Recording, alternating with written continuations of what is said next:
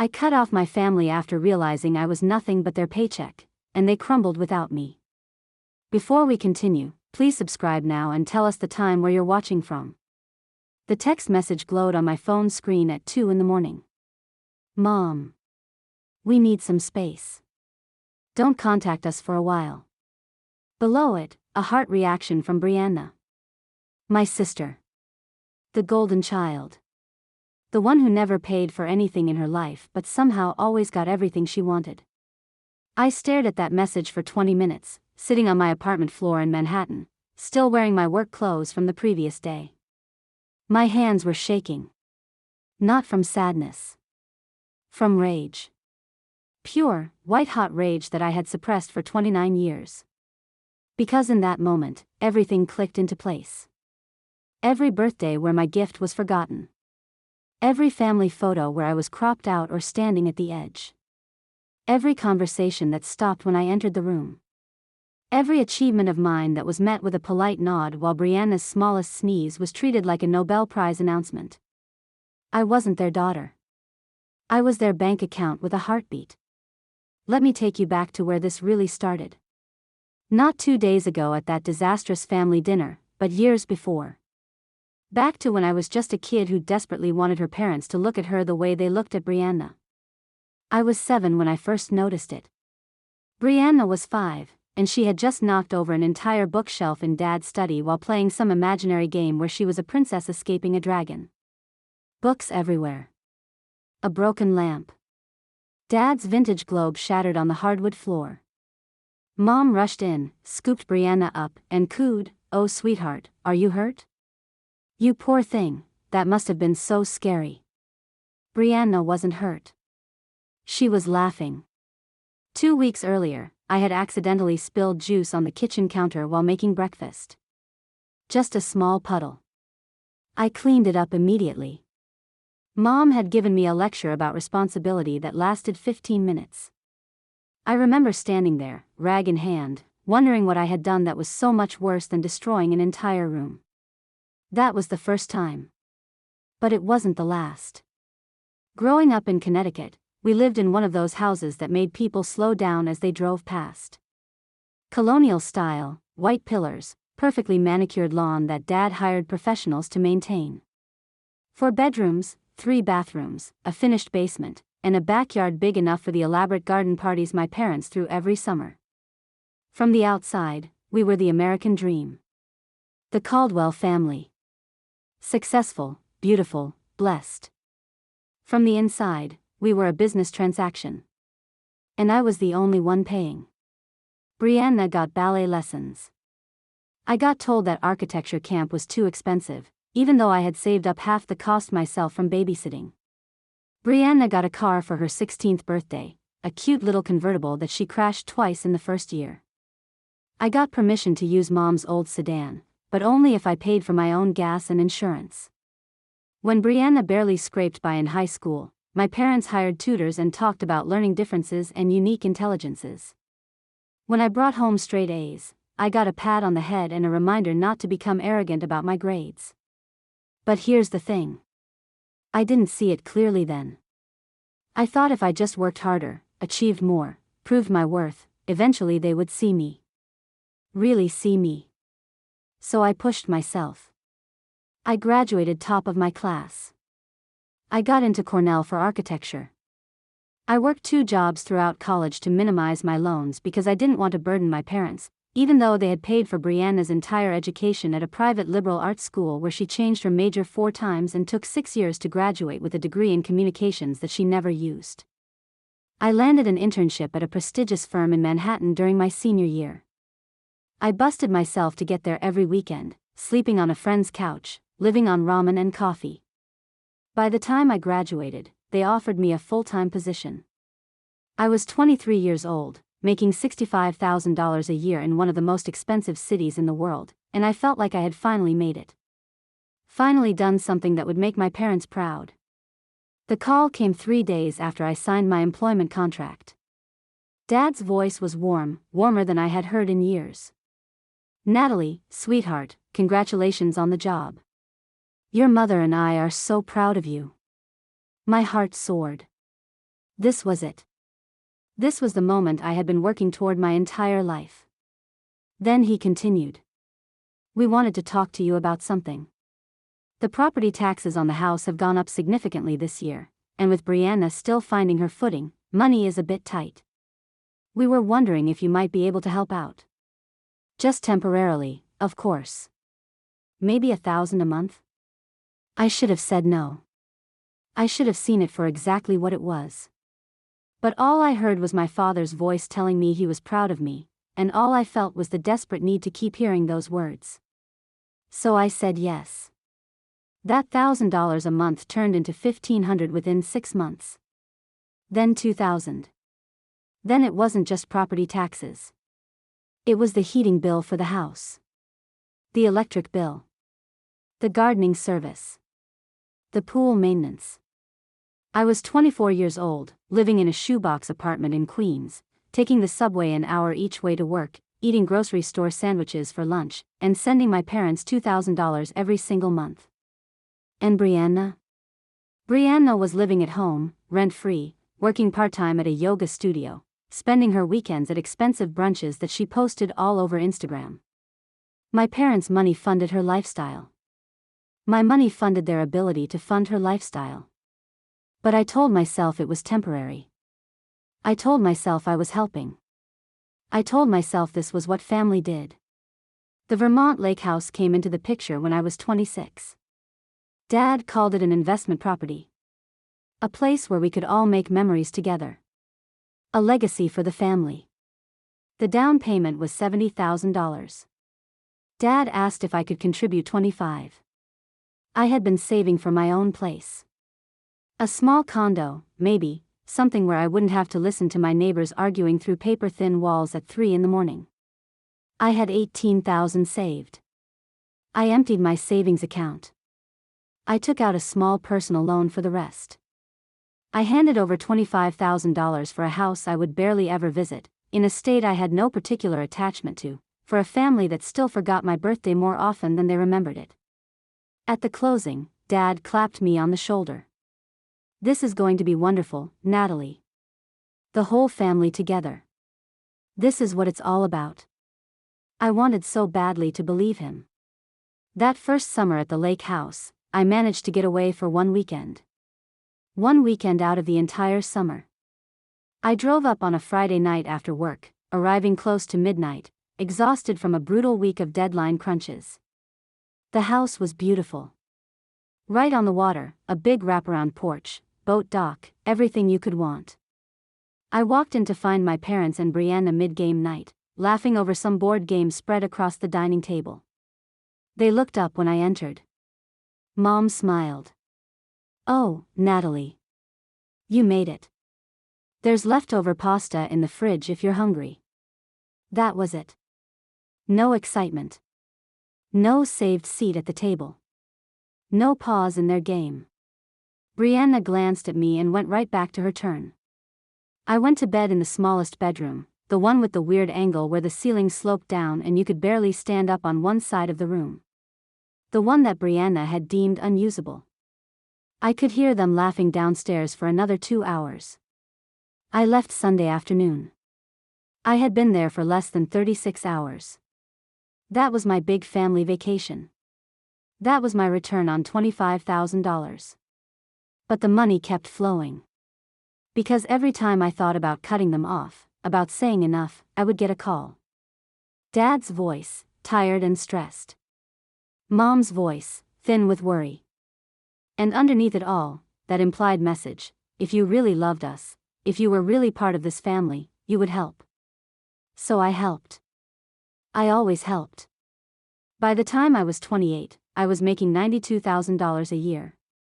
Good money for my age and field. I should have been thriving. Instead, I was hemorrhaging cash. The monthly payments had grown to $3,500. Then there were the emergencies. Brianna's car broke down and needed a new transmission.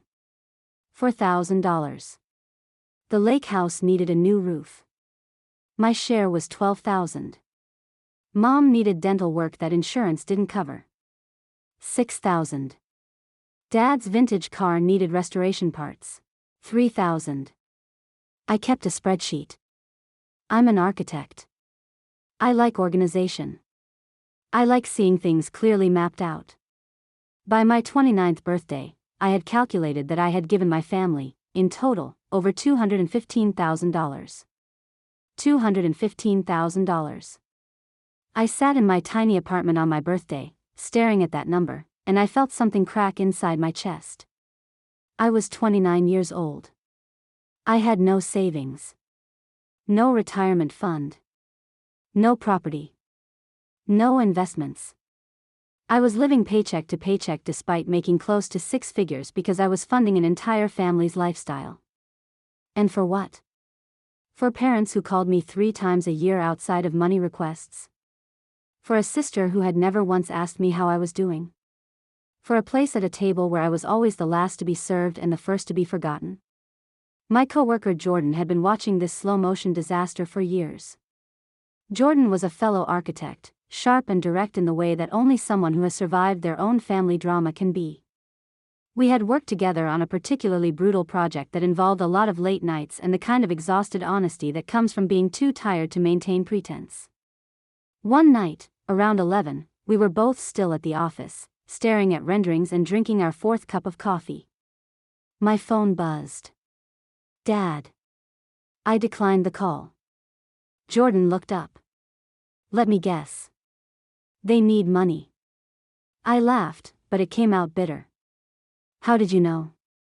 Jordan set down the pencil and looked at me dead in the eyes. Natalie, I've watched you decline those calls for 6 months now. And I've watched you send money transfers during lunch breaks. I've seen you eating dollar store ramen while checking your bank balance. So I'm going to say something, and you can get mad at me if you want, but someone needs to say it. I waited. Jordan leaned forward. They're taking advantage of you. They don't even respect you. You're not their daughter. You're their retirement plan. And the saddest part? You're going to keep giving until there's nothing left of you, and they're still not going to love you the way you need them to. Those words hit me like a physical blow. I actually felt my chest tighten. Because somewhere deep down, in a place I had never let myself examine, I knew it was true. I had always known it was true. I went home that night and I cried for 3 hours straight. Not quiet, dignified crying. Loud, ugly, gasping sobs that came from somewhere so deep I didn't even know it existed. I cried for the little girl who cleaned up juice while her sister destroyed rooms. I cried for the teenager who worked 2 jobs while her sister got a car. I cried for the adult who bankrupted herself trying to buy love that was never for sale. The next morning, I called a therapist. Dr. Patel. I told her everything in that first session. The money, the favoritism, the constant feeling of not being enough. She listened carefully, taking notes, and when I finished, she asked me one question. Natalie, if a friend came to you with this exact story, what would you tell them? I didn't even have to think. I'd tell them to run.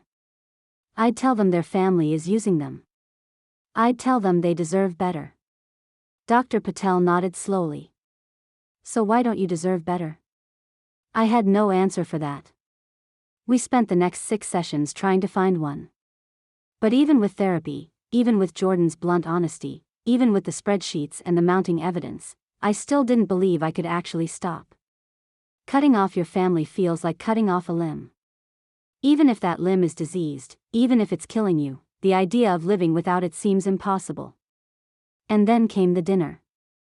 The one that changed everything. The one that finally opened my eyes so wide I could never close them again. It was a Saturday in April. Spring in Connecticut is beautiful, all blooming trees and that perfect temperature where you don't need a jacket but the air still has a coolness to it. I had driven up from the city, sitting in traffic for 2.5 hours, for a family dinner that Mom had specifically requested my presence at. Those words should have been my first warning. She requested my presence. Not invited me. Not said she missed me and wanted to see me. Requested. Like I was a business partner being summoned to a meeting. I arrived at 6. The house looked exactly the same as it always did. Perfect. Pristine. A monument to the life they had built on my bank account. Brianna's car was in the driveway. The convertible had been replaced last year with an SUV. She said she needed something more practical, though practical for what was unclear since she worked maybe 20 hours a week teaching yoga classes when she felt like it. Dad had co-signed the lease. I had covered 3 of the payments when she claimed to be between teaching gigs. I walked in without knocking. I still had a key. Mom was in the kitchen, pulling a roast out of the oven. The smell was incredible. She had always been a good cook. That was one thing I could never take away from her. She glanced over her shoulder. "Oh good, you're here. Can you set the table? Brianna's upstairs getting ready." No hug. No greeting. Just a task. I set the table. 5 places. Matching plates that I knew for a fact cost $80 each because I had seen the receipt 2 years ago when Mom bought them and casually mentioned how expensive maintaining a nice home was. The napkins were cloth, pressed and perfect. The glasses were crystal. Everything in that house was expensive and beautiful and meant to impress. Including me, apparently. I was there to make them look good, to fund their image of success, to be the invisible support structure for their very visible lifestyle. Dad came in from the study, reading glasses perched on his nose, cardigan sweater making him look like a college professor from a movie. He smiled at me. "Natalie. Good to see you. How's work?" It was a question he asked every time, and every time I knew he didn't actually want the answer. So I gave him the same response I always did. "Busy." "Good." He nodded, already looking past me toward the kitchen. "Something smells wonderful." Brianna came downstairs 20 minutes later, her hair perfectly styled, wearing an outfit that probably cost more than my monthly grocery budget. She had the kind of effortless beauty that made people turn their heads, and she knew it. She had always known it. She air-kissed near my cheek. "Hey, Nat. You look tired. Are you sleeping enough?" Translation: You look bad. I look great. Notice the difference. I smiled tightly. Long week. We sat down to dinner. The roast was perfect. The conversation was light. Dad talked about golf. Mom talked about the garden. Brianna talked about some influencer drama on social media. I said very little. This was standard. I had learned years ago that my contributions to family conversations were treated like background noise. Dessert came. Lemon tart, my mother's specialty. We were halfway through when Dad set down his fork and cleared his throat. That sound. That specific throat-clearing sound. I knew it instantly. It was the sound that came before a money request. I had heard it dozens of times. My stomach dropped. Dad smiled at me, warm and fatherly. "So, Natalie, your mother and I have been talking. The kitchen at the lake house is really outdated. Original appliances, terrible layout. We're thinking of renovating it this summer. Really modernize it. Make it more functional for when we all spend time there together." He paused. I waited. I knew what was coming. Mom picked up the thread seamlessly. "We've gotten some quotes. We're looking at around $45,000 for the full renovation. We were hoping you might be able to chip in. Say, $15,000? Your father and I will cover the rest, and of course Brianna will contribute what she can." Brianna will contribute what she can. That phrase. That meaningless, empty phrase that meant Brianna would contribute nothing and everyone at this table knew it. $15,000. For a kitchen renovation. At a house I visited once a year. So they could have fancy appliances and a better layout for the family time we never actually had. I opened my mouth. I'm not sure what I was going to say. Maybe yes, like I always said. Maybe I need to think about it, which would eventually become yes. Maybe some weak protest that would be steamrolled immediately. But before I could speak, Brianna jumped in, her voice bright with excitement. "Oh, And Natalie, since we're talking about money stuff, I wanted to ask you something too. I'm finally ready to open my wellness studio. I've been planning this for months. It's going to be yoga, meditation, maybe some life coaching. I have the perfect space picked out, and the lease is super reasonable. I just need help with startup costs. Equipment, marketing, first few months of rent while I build the client base. It would really only be about $40,000 total. She said it like it was nothing. $40,000. Really only. Like she was asking to borrow a sweater. And honestly, she continued, not even pausing to see my reaction, it would be a great investment for you too. Once it's profitable, I could pay you back. With interest, even. This is the kind of opportunity that could really set me up, you know? And wouldn't it be amazing to have your sister as a successful entrepreneur? You could tell people you helped make that happen. The table was quiet for a moment. Everyone was looking at me. Waiting. Expecting. $55,000. They were asking me for $55,000. 15 for a kitchen I didn't need in a house I didn't want, and 40 for a business venture that would absolutely fail because Brianna had never finished a single project in her entire life. Something in me snapped. Not loudly. Not dramatically. Just a clean break, like a bone that's been stressed too long finally giving way. I set down my fork. No. One word. 2 letters. The easiest word in the English language and somehow the hardest one I had ever said to these people. Mom blinked. I'm sorry. I looked at her directly. No. I'm not giving you $15,000 for a kitchen renovation. And I'm not giving Brianna $40,000 for a business that will fail within 6 months. The temperature in the room dropped about 20 degrees. Dad's face did this thing it always did when he was trying to control his temper. His jaw clenched. His smile stayed in place but his eyes went cold. Natalie, that's a bit harsh. We're family. Family helps each other. I laughed. Actually laughed. Family helps each other. That's interesting. Tell me, Dad, when was the last time this family helped me? Silence. Was it when I needed money for architecture camp and you said no? Was it when I was working 2 jobs in college and you paid for Brianna's entire education? Was it when I asked if I could borrow the car and you made me pay my own insurance? Or maybe it was one of the dozens of birthdays you forgot, or the holidays where my gift was clearly last minute and thoughtless, or the countless times you called me only when you needed money? Mom's voice was icy. We raised you. We gave you a home. We fed you and clothed you and supported you. Everything you have is because of us. Everything I have. My voice was rising now. I couldn't stop it. I have nothing. Do you understand that? I have nothing. No savings. No property. No security.